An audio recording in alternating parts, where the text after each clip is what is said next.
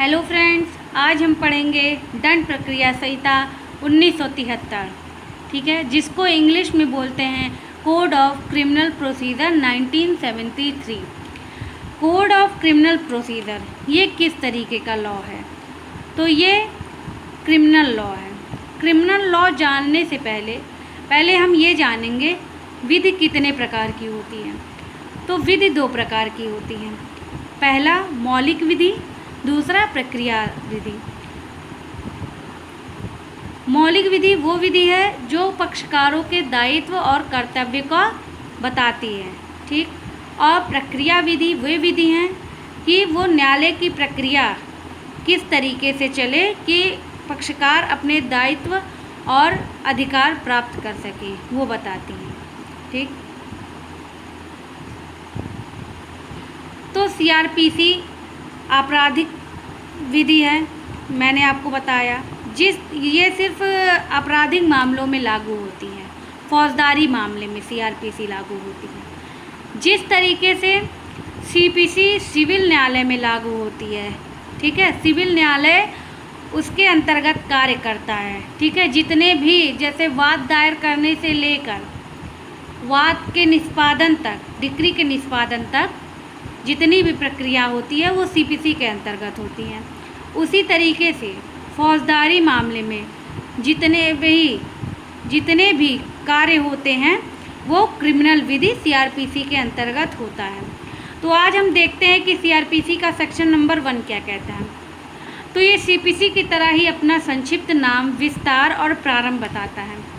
तो सीआरपीसी ये बताता है कि मेरा संक्षिप्त नाम दंड प्रक्रिया संहिता 1973 है। मेरा विस्तार संपूर्ण भारत पर है, ठीक। नागालैंड राज्य और जनजाति क्षेत्रों पर लागू नहीं होगा, ठीक है। इसका जो विस्तार है फ्रेंड्स, ये संपूर्ण भारत पर है, लेकिन पहले ऐसे नहीं था कि संपूर्ण भारत पर नहीं था। जम्मू कश्मीर राज्य इसमें जो है शामिल नहीं था, ठीक है। संपूर्ण भारत जो यहाँ पे विस्तार जो है संपूर्ण भारत लिखा है, ये नहीं था। ये जो है 31 अक्टूबर 2019 से लागू हुआ है कि ये जम्मू कश्मीर राज्य पर भी लागू होगा, ठीक। अब ये कहाँ लागू नहीं है? ये नागालैंड जनजाति क्षेत्र, मैंने जो हाईलाइट किया है वो आप ध्यान से देखिए। मैंने इसलिए हाईलाइट कर दिया कि कैमरे में अच्छे तरीके से आए। नागालैंड राज्य जनजाति क्षेत्र, ठीक है, लागू नहीं होंगे, ठीक। लेकिन राज्य सरकार, वहाँ की जो नागालैंड राज्य और जनजाति क्षेत्र के जितने भी राज्य सरकार हैं, अधिसूचना द्वारा लागू कर सकती है, ठीक है। यहाँ लागू तो नहीं है नागालैंड में, और जितने भी जनजाति क्षेत्र वहाँ लागू नहीं है, लेकिन अगर वहाँ की राज्य सरकार चाहे तो लागू कर सकती है। कैसे? नोटिफिकेशन लागू करके, ठीक।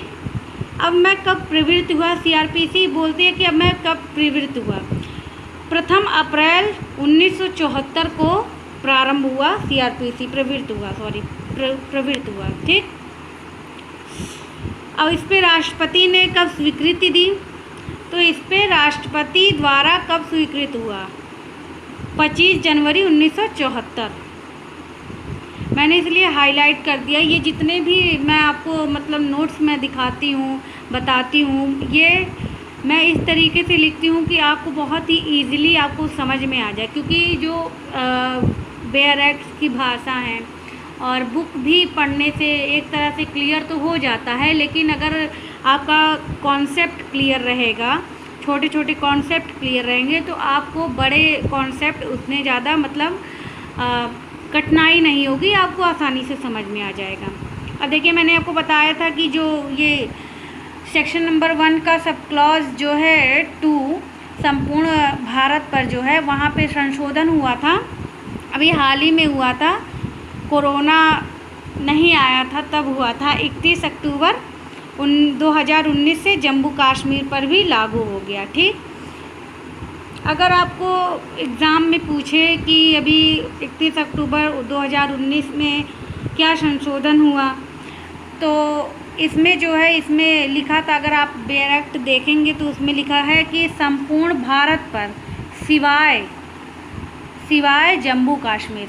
तो वो जो जम्मू कश्मीर सिवाय जम्मू कश्मीर इतना लिखा है उसको हटा दिया गया है और उसके जगह पे संपूर्ण भारत कर दिया गया। आगे हम देखेंगे स्पष्टीकरण।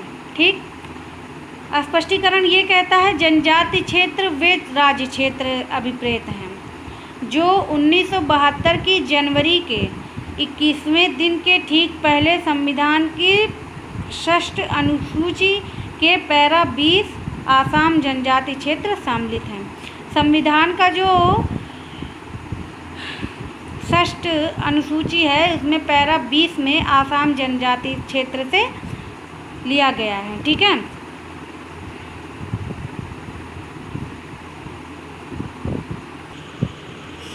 और एक तरह से आप ये भी नोट कर लीजिएगा कि इसमें जो है अक्सर बार बार पेपर में ये भी पूछ लेता है कि अंतिम बार CRPC में कब संशोधन हुआ। तो अंतिम बार 11 अगस्त 2018 को इसमें संशोधन हुआ। राष्ट्रपति ने अपनी स्वीकृति भी प्रदान किया। ठीक है, अक्सर ये हर बार पेपर में पूछ लेता है, आप इसको हमेशा ध्यान में रखिए। मैं जितना भी पढ़ाऊँगी आपको वो सारे एक तरह से इम्पॉर्टेंट रहेंगे। मैं अपने खुद के उससे मतलब देख के समझ के जहाँ तक मुझे जो जो इम्पोर्टेंट लगता है मैं आपको बताती हूँ।